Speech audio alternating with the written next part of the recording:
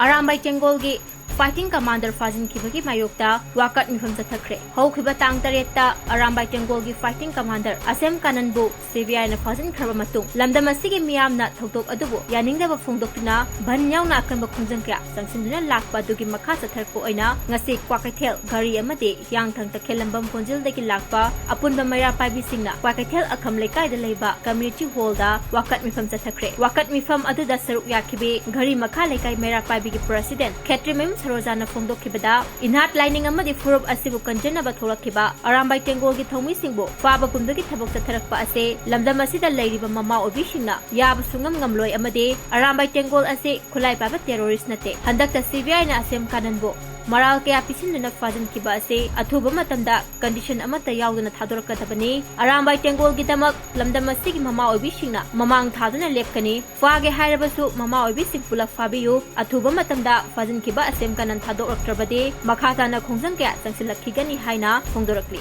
si egoina ngasi thamjaliba dana asi akoigi dareng collision adagi gari makhala kai adagi Kwakaithel apunba apunba waina pullaga akogi mafam asida pujagari akogi maiben punamak moinamak awana khandala ngasidi akogi sa maira sa keno eti ke kapugi damda phagiba sigi damda akogi ngasi sa sinje phaba yaroi hadana akogi ngasi awana khandana akogi ngasi mafam asida phambani isu amadagi isu amana akogi namdana bahona rakwa kasu maran su lai taba sabu phana na bahona rei base isu singa sibu namjala ga thunna bai namka isa sinje ngasidi isa sinje phaba yaroi hadana akogi mara pai bisinga akogi isu sinje namdaba yaroi aduga isa mara pai isa keno sinje eti kapu Arambai kapu se phaba yaroi hadana ngasidi isa sinje damta akogi ima akoina lepaga usti leirabani aduna isa amatang phaba yaroi ji ima mara pai bi khudimak loinamak Achibaki dana noin ma mafam asida noin ma thok la bani jiki aduna awana khangdana ima punamak thoga isasi da mutta akoi tungda leptuna mangda leptuna tung mang punamak lepagi ngasi di isasi da mutta akoi ngasi di lepaga ne haiba se ngasi ki maira pai bi la iba tholai ba kudi maksina ali pa punamak amat toina akoi leminaraga hainaraga ngasi di thola e bani punamak bundong na ma thola aduna ngasi di isasi se phaba yaro ji samat ta phaba yaro ji mafam eni mafam kudi mak samat phaba isasi da mutta akoi na mang tharaga Satkani, Sigani, whatever Sassing of the Pulamagan, I was a Sima Wiki, Sagada, Titan, Saga Pineapple View, Adagi, Asomdagi, Onagatina, Anatoli, Mayama, say, I could put Amata Pilano, Atsumba, have a dog, have the city, assuming that Sumagina, Aqua Imasin of the Left lady. Was it? Eti Kanguna, was it Arambai told the Imale Bagi, the Motoson Torokiba, Fuki, the Motoson Torokiba. Ngasi ifur ase mang bayaroi hada ngasi eti gangbuna songthorkiba sam na tholokiba eti gangbuni sam na tholokiba chumnagi khulai ama phawo paida tholokiba adubu lalhauba kabu kuki gangbuna phattaba gang mayamna akhoida lal horopatagi ngasi di moina khulai pairaga lai akhoina ngakau pairaga chatba yada nina hujiti akhoina khulai pairule adu hujiti loina mak thinga thare sarkana thinga lo haida hujiti mafam khuni mak thinga thare sarkana khalo kholo hada khuna mak amata huji khulai paidre ka agumam tare sam na khudai yama chelaga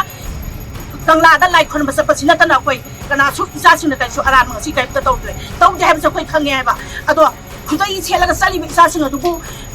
lai ning ba sali ba du furu kan da ba sali ba du ngasi di lalau bani khulai pai bi ha da phabi pai se akoi ima gi ima sin di akoi madol ga ba sunga ma ihawa ma gi da ma ihawa ma namsan da ba ima kai su lai ta ba maran su lai ta ba mahang ase isu ama Manipur muthakhibagi da makta isu nam namni da makta ngasi Imale baki madan sulai le ba isa se phana na ba atopa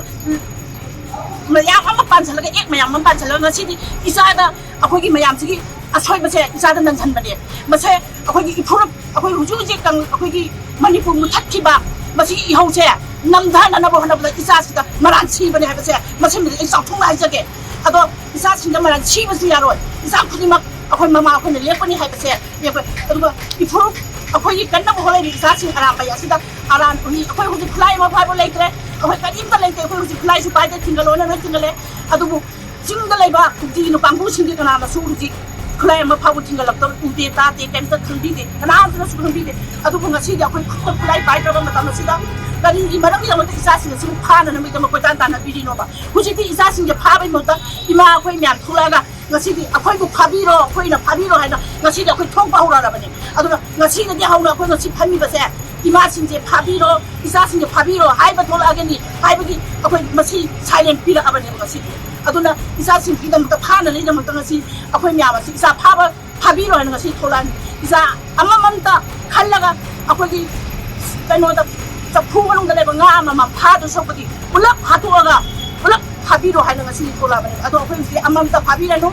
마도 아맘다 파바다 코티 형시 아맘다 하고가 머로이로 기대 거 와레바 아도이나 몰라 파라가 아코이 이형세 자 바나나 하우라가 러시미라시 하면서 다시 아코이 하이저게는 칼리 아도 이수어만 남산다고 하나를 거다 이사신데 말한 시베 수야야로 했는데 이마 쿠디만 아코이 덤 달레페 하면서 하이저가 수르 신자는